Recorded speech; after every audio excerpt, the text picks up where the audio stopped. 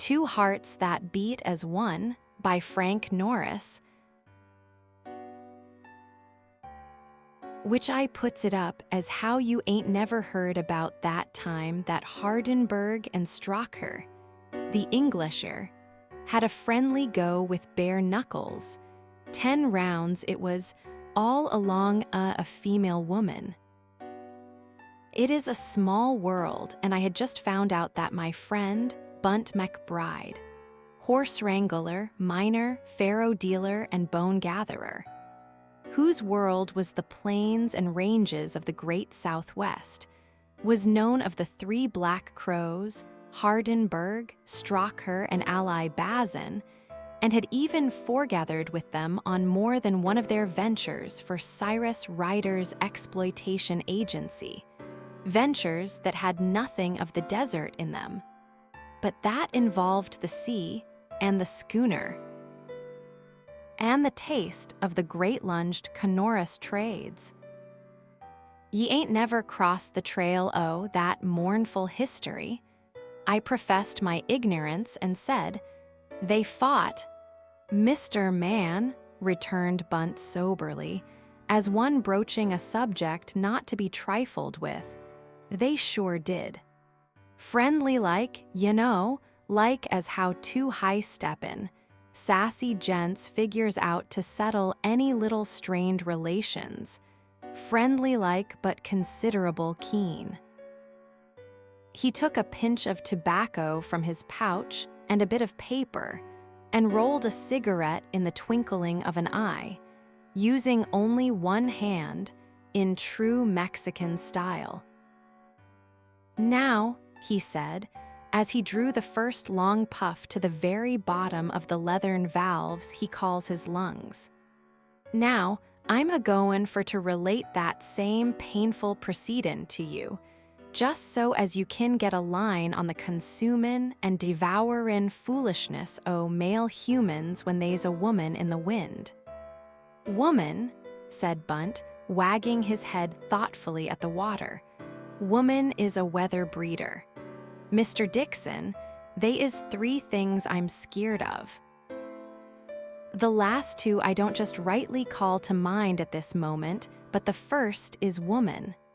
When I meets up with a female woman on my trail, I shears off some prompt, Mr. Dixon, I shears off.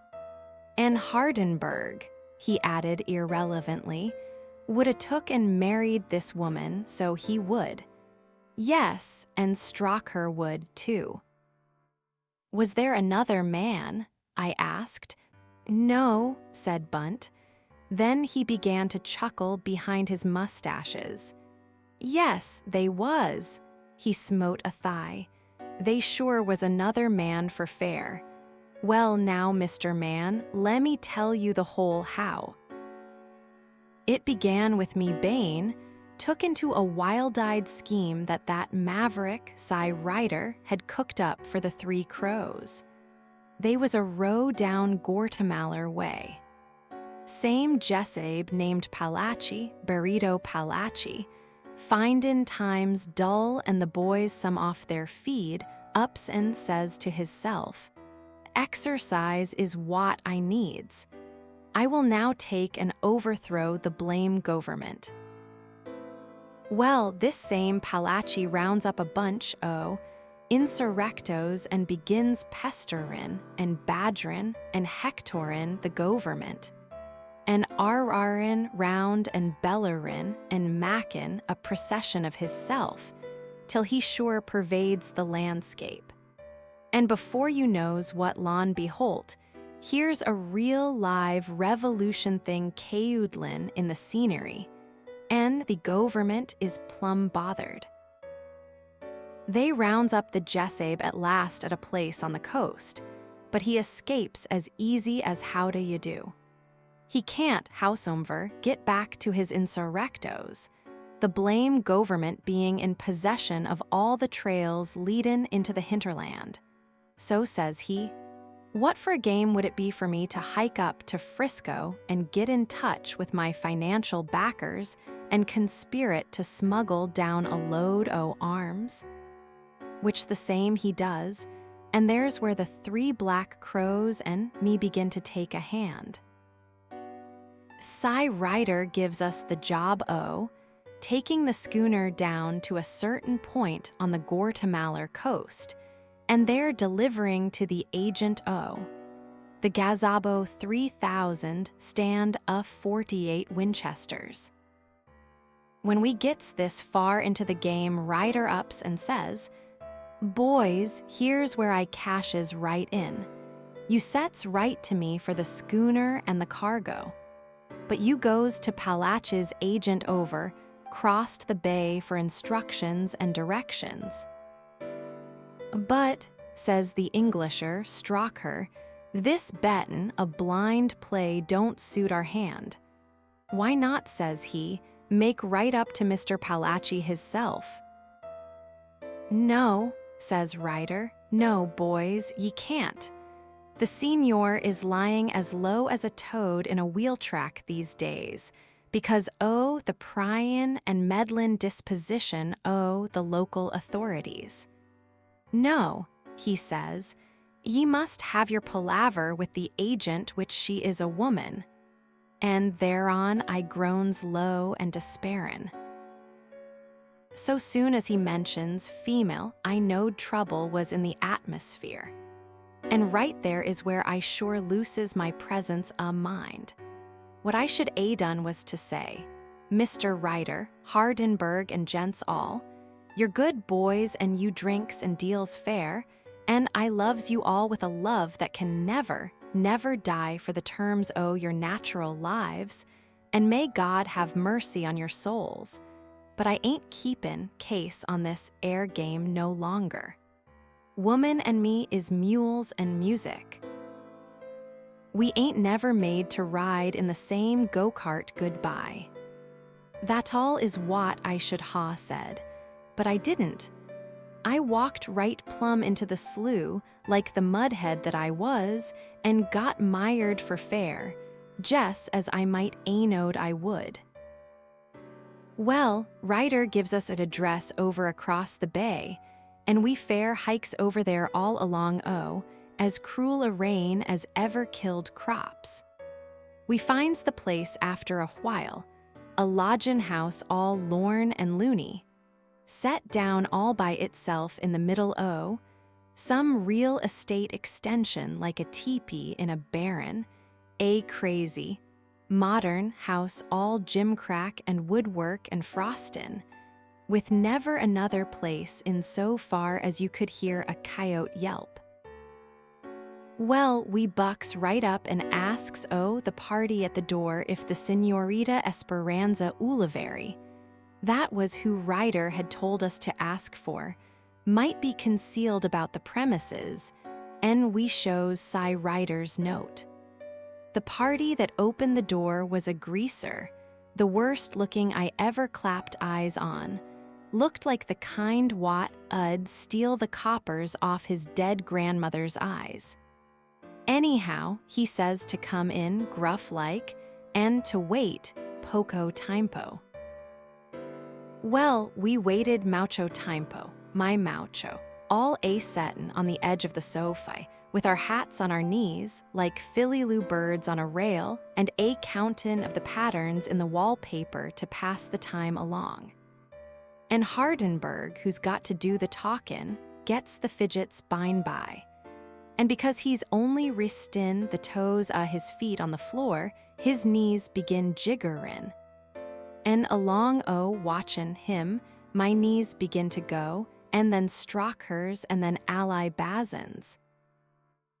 And there we sat all in a row, and jiggered.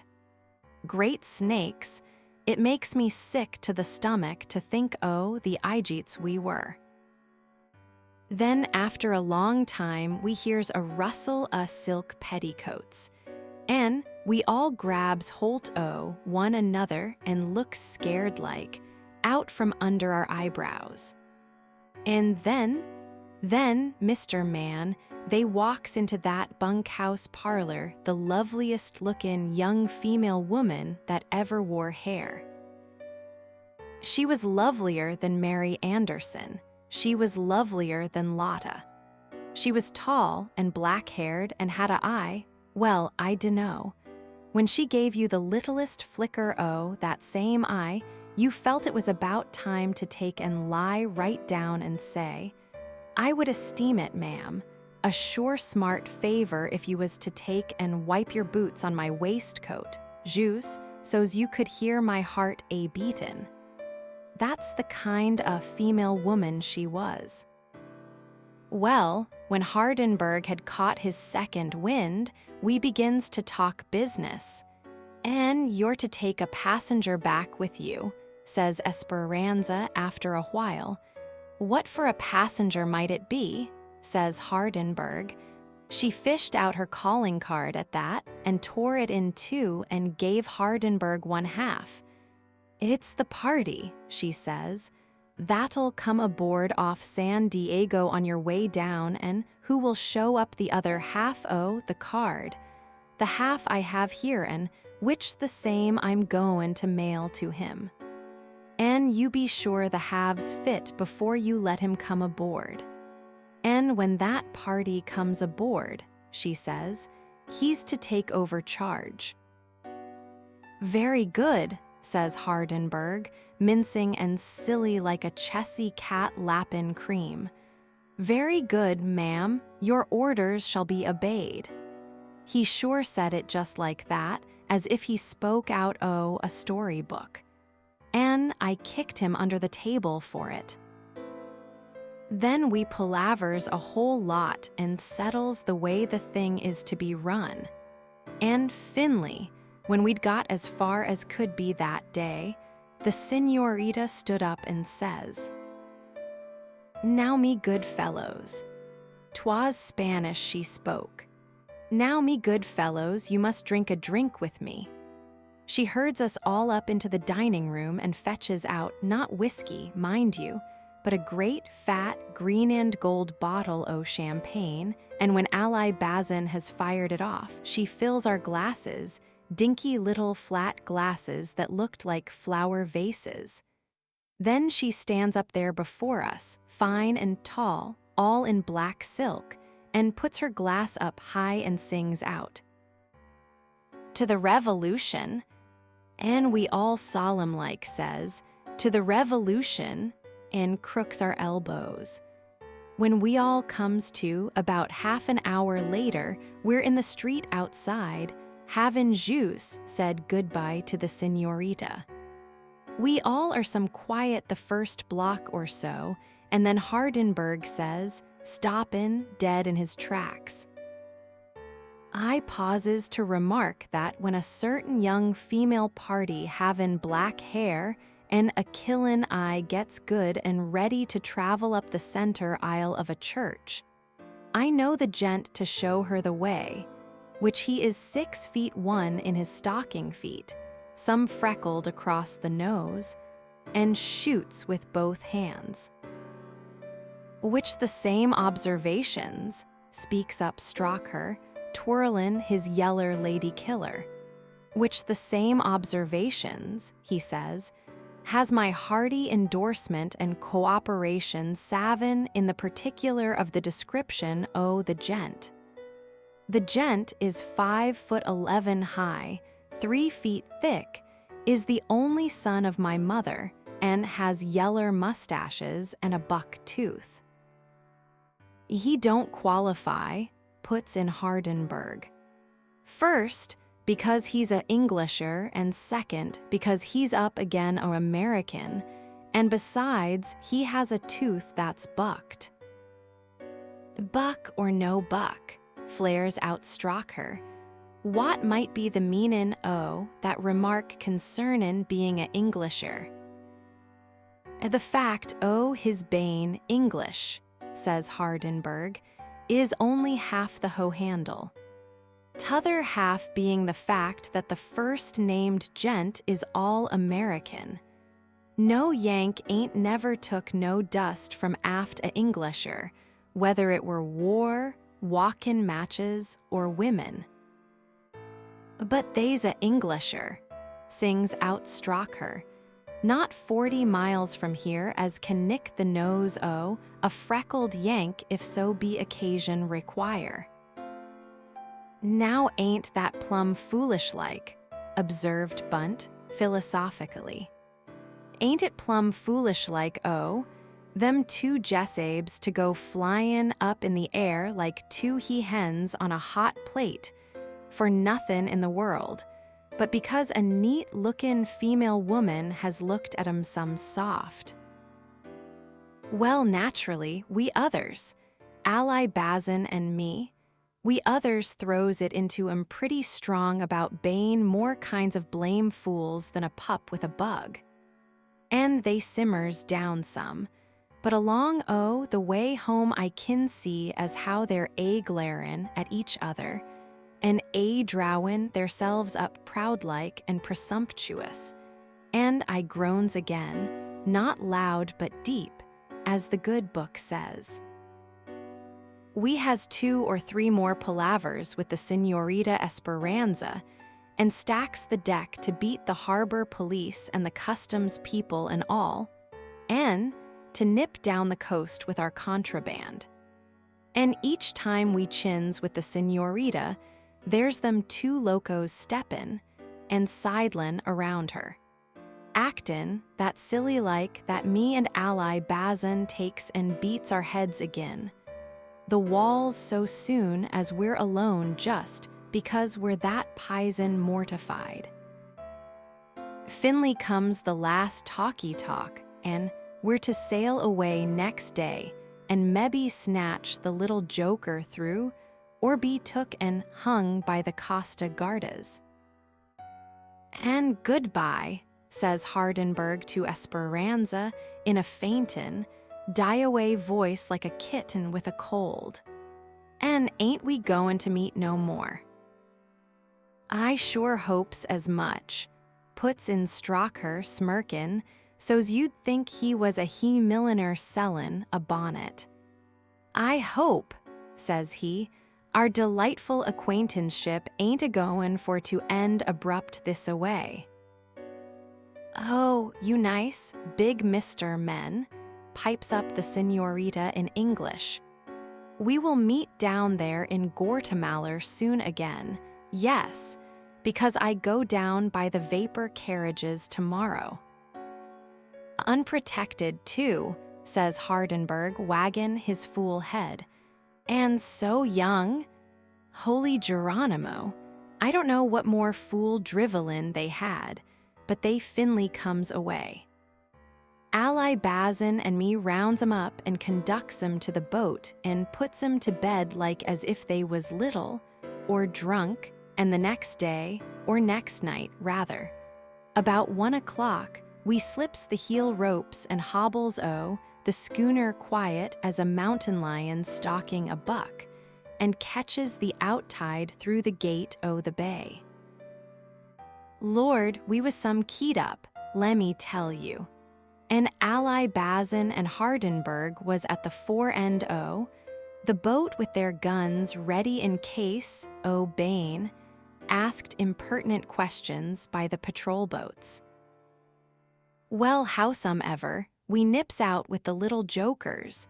They was writ in the manifest as minin pumps, and start south. This air pacer down to Guatemala is the first time I goes a-gallying about on what the Three Crows calls blue water. And when that schooner hit the bar, I begins to remember that my stomach and inside arrangements ain't made no chilled steel, nor yet rawhide. First I gets plumb sad and shivery, and I feels as mean and poor as a prairie dog WH as eat a horned toad backards. I goes to Ally Bazin and gives it out as how I'm going for to die, and I puts it up that I'm sure sad and depressed like, and don't care much about life nohow, and that present surroundings lack that certain undescribable charm. I tells him that I knows the ship is goin' to sink afore we get over the bar. Waves, they was higher'n the masts, And I've rode some fair, lively sunfishers in my time, but I ain't never struck anythin' like the arrarin and buckin and high and lofty tumblin' that same boat went through with those first few hours after we had come out. But Ally Bazin tells me to go downstairs in the boat and lie up quiet, and by I do feel better. By next day I can sit up and take solid food again. And then's when I take special notice, the everlastin' foolishness Strokher and Hardenberg. You'd 'a thought each one them two mushheads was tryin' to act the part of a ol' cow which has had her calf took. They goes moonin' about the boat that mournful it 'ud make you yell juice out sheer nervousness. First one 'ud up and hold his head on his hand and lean on the fence rail that ran around the boat, and sigh till he'd raise his pants clean oute the top his boots. And then the other 'ud go off in another part the boat, and he'd sigh and moon and take on fit to sicken a coyote.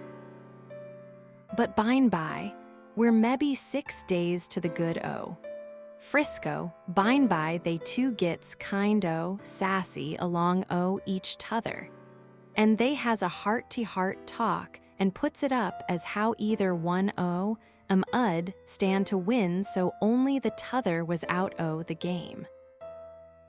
It's double or nothing, says Hardenberg, who is somethin' a card sharp, for either you or me stroke. And if you're agreeable, I'll play you a round jacks for the chance at the senorita, the loser to pull out the running for good and all. No, Strokher don't come in on no such game, he says. He wins her, he says, as a man and not as no poker player. No, nor he won't throw no dice for the chance winnin' Esperanza, nor he won't flip no coin, nor yet wrastle. But, says he all of a sudden, I'll tell you which I'll do. You're a big, thick, strappin' hulk a two-fisted dray horse, hardy, and I ain't no effete and dige narrate one lunger myself. Here's what I propose, that we all takes and lays out a 16-foot ring on the quarter-deck, and that the raw-boned Yank and the stodgy Englisher strips to the waist, and all friendly-like, settles the question by Queensberry rules, and may the best man win. Hardenberg looks him over. And what might be your weight, says he. I don't figure on hurtin' of you, if so be you're below my class. I fights at 170, says Strokher, and me, says Hardenberg, at 175, we're matched. Is it a go? Inquires Strokher. You bet your great-grandmammy's tortoise-shell chessy cat it's a go, says Hardenberg, prompt as a hop frog catching flies. We don't lose no time trying to reason with them, for they is sure keen on havin' the go. So we lays out a ring by the rear end the deck, and runs the schooner in till we're in the lee the land, and she ridin' steady on her pins. Then along about 4 o'clock on a fine still day we lays the boat to, as they say, and folds up the sail, and havin' scattered resin in the ring, which it ain't no ring, but a square ropes on posts, we says all is ready. Ally Bazin, he's referee, and me, I'm the timekeeper which I has to ring the ship's bell every 3 minutes to let 'em know to quit in, that the round is over. We gets 'em into the ring, each in his own corner, squattin' on a bucket, the timekeeper Bain, second to Hardenberg, and the referee being second to Strokher. And then, after they has shuck hands, I climbs up on the chicken coop and hollers time, and they begins. Mr. Man, I've saw Tim Henan at his best, and I've saw Sayers when he was a top-notcher, and likewise several other irregular boxin' sharps that were sure tough terriers. Also, I've saw 2 shorthorn bulls arguin' about a question o' leadership, but so help me Bob, the fight I saw that day made the others look like a young lady's quadrille. Oh, I ain't goin' to tell o' that mill in detail, nor by rounds. Rounds. After the first 5 minutes, they wa'n't no rounds. I rung the blame bell till I rung her loose, and Ally Bazin yells, breakaway, and time's up till he's black in the face. But you could no more separate them two than you could put the brakes on a blame earthquake. At about supper time, we pulled 'em apart. We could do it by then, they was both so gone, and jammed each one o' 'em down in their corners. I rings my bell good and plenty, and Ally Bazin stands up on a bucket in the middle o' the ring and says, I declare this air glove contest a draw, and draw it sure was. They fit for 2 hours stiddy, and never a one got no better o' the other. They give each other lick for lick as fast and as steady as they could stand to it. Wrastlin', borin' in, boxin', all was alike. The one was just as good as t'other, and both willin' to the very last. When Ally Bazin calls it a draw, they gets up and wobbles toward each other and shakes hands, and Hardenberg he says, Stroke, I thanks you a whole lot for as neat a go as ever I mixed in. And Strokher answers up, Hardy, I loves you better'n ever. You ze the first man I've met up with which I couldn't do for, and I've met up with some scraggy propositions in my time, too. Well, they too is a sorry-lookin' pair o' birds by the time we runs into San Diego Harbor next night. They was fine-lookin' objects for fare, all bruises and bumps. You remember now we was to take on a party at San Diego who was to show t'other half o' Esperanza's card, and thereafterward to boss the job. Well, we waits till nightfall and then slides in and lays to off a certain pile o' stone, and shows 2 green lights and 1 white every 3.5 minutes for half a hour, this being a signal. They is a moon, and we kin see pretty well. After we'd signaled about a hour, mebbe, we gets the answer, a 1-minute green flare, and thereafterward we makes out a rowboat putting out and common towards us. They is 2 people in the boat. One is the Jessabe at the oars, and the other a party sitting in the hinder end. Ally Bazin and me, and Strokher and Hardenberg, we's all leanin' over the fence watchin', when all to once I ups and groans some sad. The party in the hinder end o' the boat bane female. Ain't we never goin' to get shut of 'em, says I, but the words ain't no more'n off my teeth when Strokher pipes up. It's she, says he, gaspin' as though shot hard. What? Cries Hardenberg, sort of mystified. Oh, I'm sure dreamin'. He says just that silly like. Please remove this part. And the mugs we've got, says Strokher, please remove this part. And they both sets to swearin' and cussin' to beat all I ever heard. And I can't let her see me so bunged up, says Hardenberg, doleful-like. Oh, whatever is to be done? And I look like a real genuine blown-in-the-bottle pug, whimpers Strokher. Never mind, says he, "we must face the music. We'll tell her these are sure honorable scars, got because we fit for her." Well, the boat comes up and the female party jumps out and comes up the let-down stairway, onto the deck. Without saying a word, she hands Hardenberg the half o' the card, and he fishes out his half and matches the two by the light o' a lantern. By this time, the rowboat has gone a little ways off, and then at last Hardenberg says, "Welcome aboard, Señorita."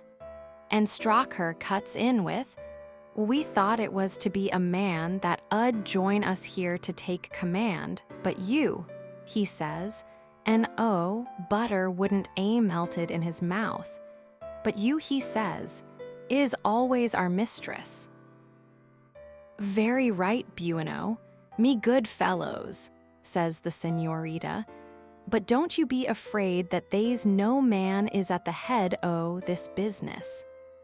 And with that the party chucks off hat and skirts, and I'll be Mexican if it wa'n't a man after all. "I'm the Señor Barrito Palachi, gentlemen," says he. "The gringo police who wanted for to arrest me made the disguise necessary. Gentlemen, I regret to have been obliged to deceive such gallant compadres, but war knows no law."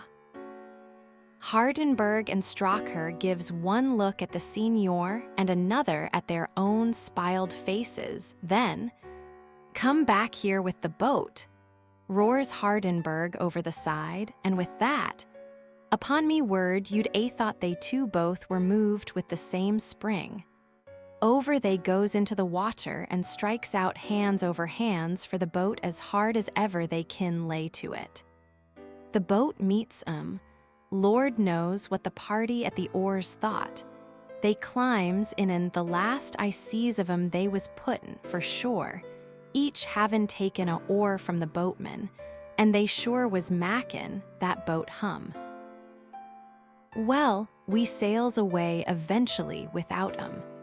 And a year or more afterward, I crosses their trail again in Cy Ryder's office in Frisco.